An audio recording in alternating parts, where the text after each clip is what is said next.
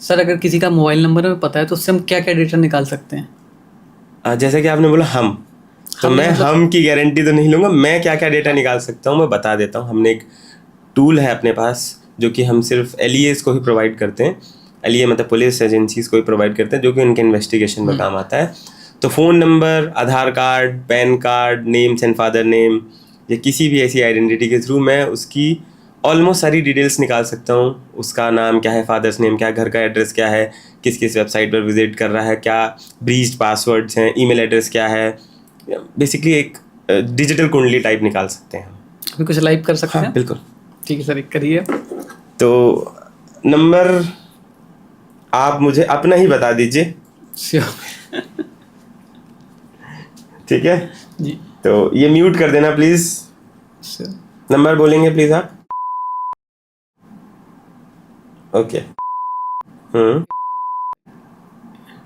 ठीक है। बस इतना ही टाइम लगा आपके डिजिटल कुंडली निकालने के लिए।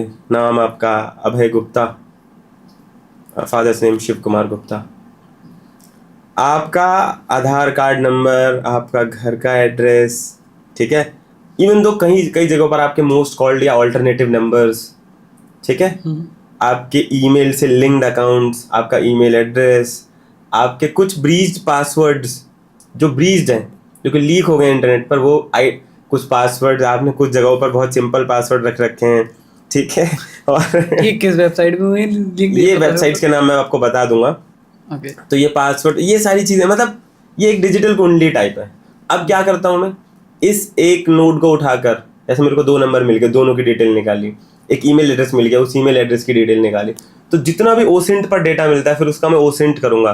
तो एक टेक्निक होती है गूगल पर जिसे गूगल डॉकिंग बोलते हैं। तो गूगल डॉकिंग की मदद से मैं वो और इन्फॉर्मेशन निकालूंगा कि इसकी इन्फॉर्मेशन क्या है, आपके सोशल मीडिया अकाउंट्स ढूंढूंगा, फिर उन अकाउंट्स पर आपका चाहे पब्लिक अकाउंट हो चाहे प्राइवेट हो, प्राइवेट भी देख सकते हैं गूगल प्राइवेट अकाउंट्स को भी देख हाँ, सकते हैं? गूगल डॉकिंग की मदद से उस पर बहुत सारी इन्फॉर्मेशन आप देख सकते हैं।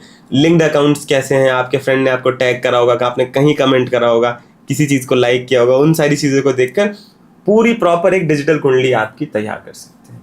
तो इतना ही आसान है किसी की कुंडली निकालना। तो सोचिए, ऐसे तो अगर कोई स्कैमर्स होगा तो वो तो बहुत आसानी से किसी का डेटा निकाल के यूज कर स्कैमर्स सकता के है। पास ये चीज़ें हैं नहीं ना अभी। अच्छा, ये टूल अभी है नहीं? नहीं, ये टूल जनरल लोगों के लिए है भी नहीं। हाहाकार मच जाएगा अगर दे दिया गया तो स्कैमर्स के पास भी तो जा सकता है आसानी से ये टूल। अगर जब आप लोग बना सकते हैं तो वो लोग भी खरीद सकते बनाना हैं। Is like different thing. मिला है खुद को भी। ये एक टूल इस तरीके से है जैसे कि ब्रीज डेटा, हर जगह ब्रीज डेटा है, उस ब्रीज डेटा को एक जगह उठा के कंपाइल कर दिया गया, दैट्स इट। अब उसमें से हम ढूंढते हैं कि क्या मेरा डेटा चोरी का है। अगर होता है तो मिल जाता है, कई केसेस में डेटा नहीं मिलता, उसके लिए हमें दूसरी चीज़ें का यूज़ करनी पड़ती हैं। और सर जैसे बॉयफ्रेंड की या लड़के लड़की की कंप्लेन होती है, डायरेक्ट ही क्वेश्चन पूछ दिया। जैसे लड़की लड़की कंप्लेन होती है कि अब मैं उसका अकाउंट हैक करके उसकी चैट पढ़ लूँगी, किसी से करते हैं, तो ऐसा भी पॉसिबल हो सकता है? आपके पास केसेस आते हैं ऐसे? हाँ बिल्कुल, एक केस आया था, बहुत फनी केस था। उसमें मुझे किसी ने सोशल मीडिया पर कांटेक्ट किया, उसने मुझसे बोला कि सर मैं बहुत परेशान हूँ, मैं सुसाइड कर लूँगा, मैं पागल हो चुका हूँ, मैं 50,000 रुपये दे चुका हूँ, उसके बाद भी आज नहीं मुझसे पैसे। उसने क्या किया था, इंस्टाग्राम पर ना एड्स आते हैं कि we can hack anyone's account. तो उसने उस पर कॉन्टेक्ट किया, DM कर दिया, डेस्परेटेड था लड़का। उसने उसे 8 या 10,000 रुपये दिए, बोला कि अकाउंट हैक कर दो। उसने बोला जी कर देंगे, पेमेंट आप पहले कर दो। उसने कहा ठीक है। उसने देख लिया जो 10,000 रुपये कर सकता है, डेस्परेशन बहुत ज़्यादा है। 15 मिनट बाद उसने उसको कॉल किया। उसने बोला कि यार इसमें ना 2 फैक्टर ऑथेंटिकेशन लगा हुआ है, तो उसके लिए चार्जेस और ज़्यादा देने पड़ेंगे। बोला ठीक है, 5,000 रुपये और दे दिए, 15,000 रुपये हो गए। फिर 15 मिनट बाद उसको कॉल करता है, उसको बोलता है स्कैमर कि ऐसा है, या तो तुम मुझे 50,000 रुपये दो, अदरवाइज ये जो तुमने मुझे बोला है कि किसका अकाउंट हैक कर दो, ये चैट में इसी लड़की को भेज दूंगा और साथ के साथ पुलिस को भी भेज दूंगा। वो घबरा गया। उसने बोला भाई मुझे बचा लो, मैं दे चुका हूँ 50। जब उसने 50,000 दे दिया तो वो और पैसे मांग रहे थे। तो कभी भी स्कैमर्स को पैसा ना दें।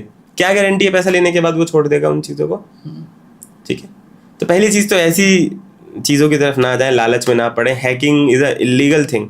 हैक करना इलीगल है इंडिया में, हर जगह ही ऑलमोस्ट।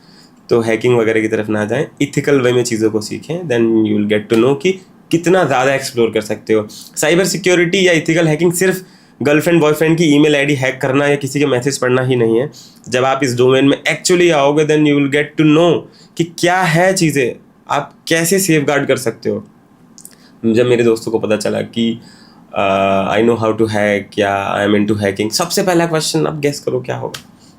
मेरे किसी का अकाउंट हैक करो, मेरी गर्लफ्रेंड का अकाउंट हैक कर दो। क्या मैसेज पढ़ सकते हैं हम? मेरी गर्लफ्रेंड का फ़ोन सुन लो, हैक कर दो। बहुत से लोग ऐसे आते हैं कि सर मेरे पार्टनर के फ़ोन में एक स्पाईवेयर एप्लीकेशन डाल दो, मुझे उसको देखना है, ट्रैक करना है, उसके मैसेज पढ़ने हैं।